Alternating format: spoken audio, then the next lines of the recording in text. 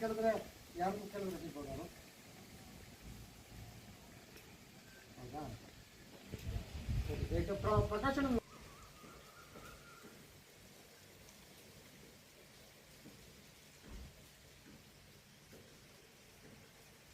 ಇದಾವ ಇದೆಲ್ಲ ಒಬ್ಬರದೇ ಮನೆ. ಅದು ಇದು ತಮ್ಮಂದು ಅಲ್ಲ, ಇಲ್ಲೇ ಇಟ್ಟು ಹೋಗ್ಬೇಕಾ ಕೊಡ್ಲಿ.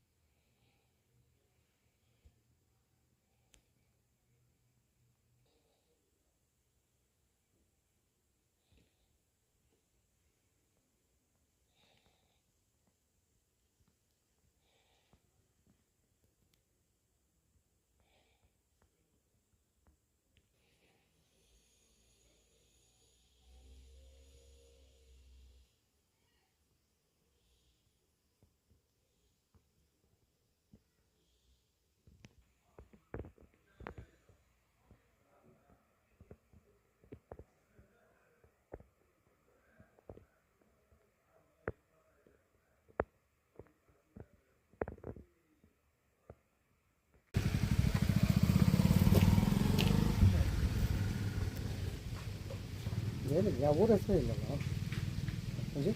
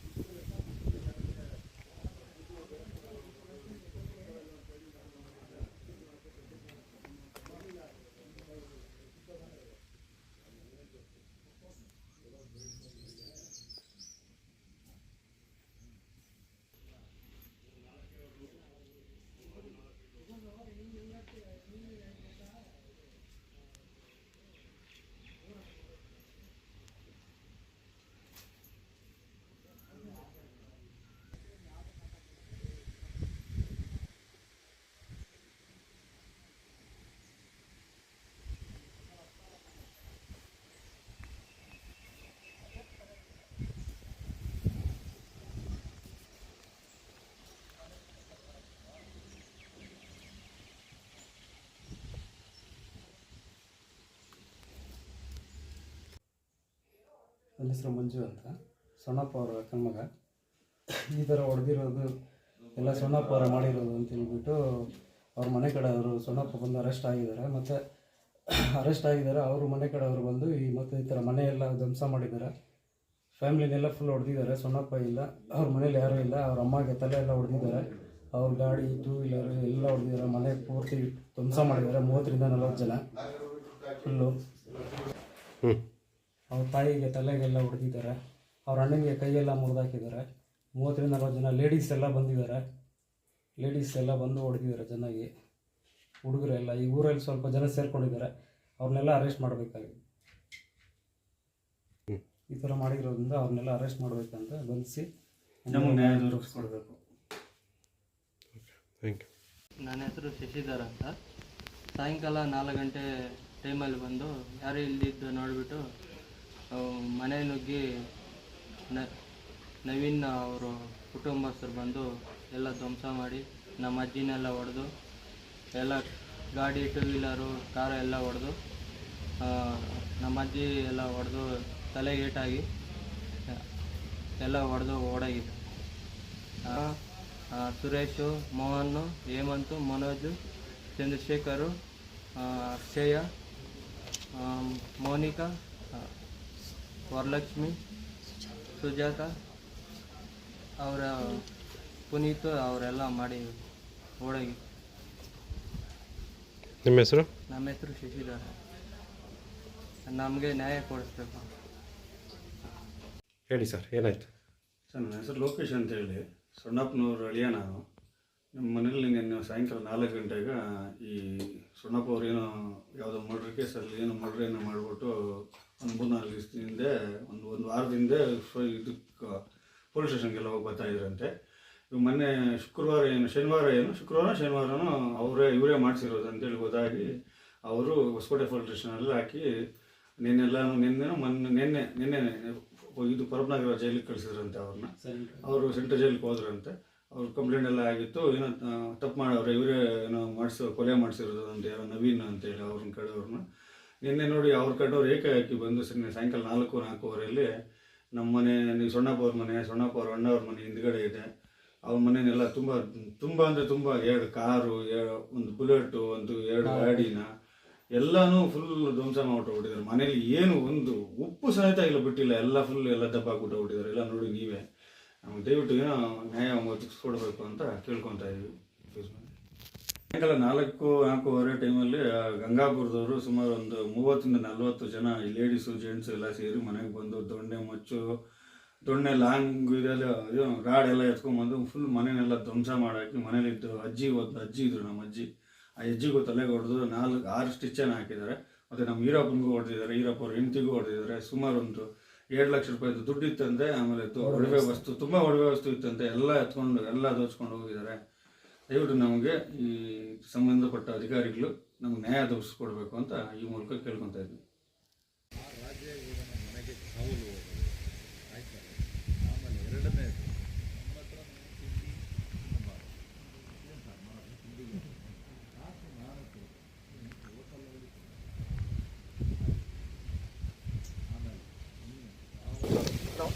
ಅವನು ಕಾರ್ ಏನು ಮಾಡ್ತಿದ್ದ, ಜನ ಮಾಡ್ಕೋ 2 ಹುಡುಗಿ ಕರ್ಕೊಂಡ್ಬರ್ತೀನಿ.